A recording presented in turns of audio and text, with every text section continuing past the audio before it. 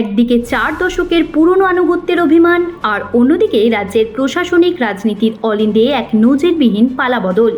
এই দুইয়ের মেলবন্ধনে এই মুহূর্তে বাংলার রাজনৈতিক মহলে তীব্র জল্পনার তৈরি হয়েছে। দলীয় নির্দেশিকাকে এক প্রকার বুড়ো আঙুল দেখিয়ে খোদ বিজেপি শিবিরের মুখ্যমন্ত্রী শুভেন্দু অধিকারীর প্রশাসনিক বৈঠকে হাজির হয়ে গেলেন হেভিওয়েট তৃণমূল সাংসদ কাকলি ঘোষ দস্তিদার, যা দেখার পর থেকেই রাজ্য রাজনীতির অন্তরে এক বিরাট ওলটপালটের ইঙ্গিত পাওয়া যাচ্ছে। শুধু বারাসাতের এই বর্ষিয়ান সাংসদই নন, তার পাশাপাশি উত্তর 24 পরগনার আরও বেশ কয়েকজন গুরুত্বপূর্ণ তৃণমূল বিধায়কও যেভাবে এই হাই ভোল্টেজ বৈঠকে হাসি মুখে অংশ নিলেন, তা নিয়ে এখন গোটা রাজ্য জুড়ে শুরু হয়েছে এক চরম রহস্যের অধ্যায়। ঘটনাটি ঘটেছে নদিয়া জেলার কল্যাণীতে, যেখানে উত্তর 24 পরগনা, নদিয়া এবং হুগলি এই 3 জেলার প্রশাসনিক কর্মকর্তাদের নিয়ে একটি অত্যন্ত গুরুত্বপূর্ণ উন্নয়ন পর্যালোচনা বৈঠক ডেকেছিলেন মুখ্যমন্ত্রী শুভেন্দু অধিকারী। বিগত সরকারের দীর্ঘ জমানায় যেখানে প্রশাসনিক বৈঠকে তৃণমূলের জনপ্রতিনিধিদের ব্রাত্য করে রাখার একটা অলিখিত রেওয়াজ ছিল, সেখানে শুভেন্দু অধিকারীর এই বৈঠকে তৃণমূলের প্রতিনিধিদের আমন্ত্রণ জানানোকে অনেকেই এক নতুন এবং সুস্থ গণতান্ত্রিক সংস্কৃতির সূচনা বলে মনে করছেন।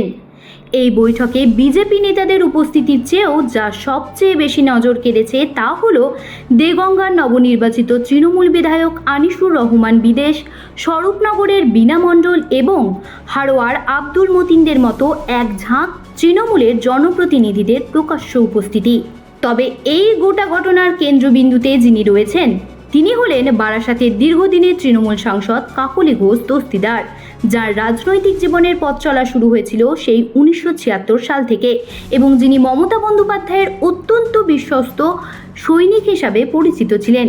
কিন্তু গত 15ই মে লোকসভায় তৃণমূলের সংসদীয় দলের মুখ্য সচেতকের অত্যন্ত গুরুত্বপূর্ণ পদ থেকে তাকে আচমকা সরিয়ে দিয়ে সেই দায়িত্ব যখন শ্রীরামপুরের সাংসদ কল্যাণ বন্দ্যোপাধ্যায়ের হাতে ফিরিয়ে দেওয়া হয়, তখন থেকেই তাঁর ক্ষোভের আগুন প্রকাশ্য রূপ নিতে শুরু করে।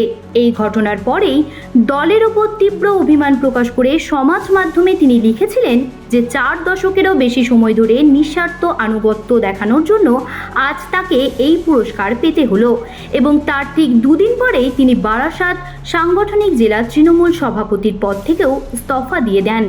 ঠিক এই উত্তপ্ত পরিস্থিতির মাঝেই শ্রীরামপুরের তৃণমূল সাংসদ কল্যাণ বন্দ্যোপাধ্যায়ের একটি ফেসবুক পোস্টকে ঘিরেও রাজনৈতিক মহলে নতুন করে তীব্র জলঘোলা এবং জল্পনা শুরু হয়েছে, যা আগুনে ঘি ঢালার মতো কাজ করেছে।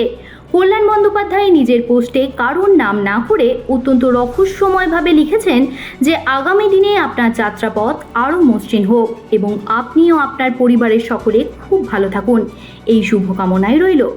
একই সাথে সেই পোস্টে আরও প্রার্থনা করা হয়েছে যে এতদিন ধরে জমে থাকা সমস্ত কালিমা যেন এবার সত্যিই ধুয়ে মুছে একেবারে নির্মল হয়ে যায় এবং জীবনের এই নতুন অধ্যায়ে যেন অন্তত আর কোনো বাড়তি ব্যাখ্যার প্রয়োজন না পড়ে।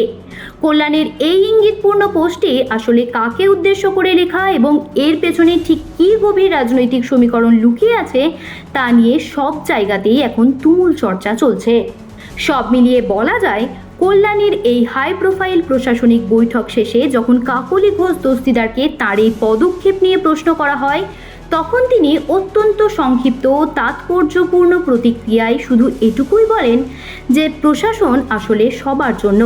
অন্যদিকে মুখ্যমন্ত্রী শুভেন্দু অধিকারীও স্পষ্ট জানিয়েছেন যে তাঁরা যখন বিরোধী পক্ষে ছিলেন তখন কোনোদিন প্রশাসনিক বৈঠকে ডাক পাননি, কিন্তু তারা সুস্থ রাজনীতি করতে চান বলেই বিশেষ বিশেষ সাংসদ ও বিধায়কদের আমন্ত্রণ জানিয়েছেন এবং সেই আমন্ত্রণে সাড়া দিয়েই বারাসাতের সাংসদ ও বিধায়কেরা এখানে এসেছেন।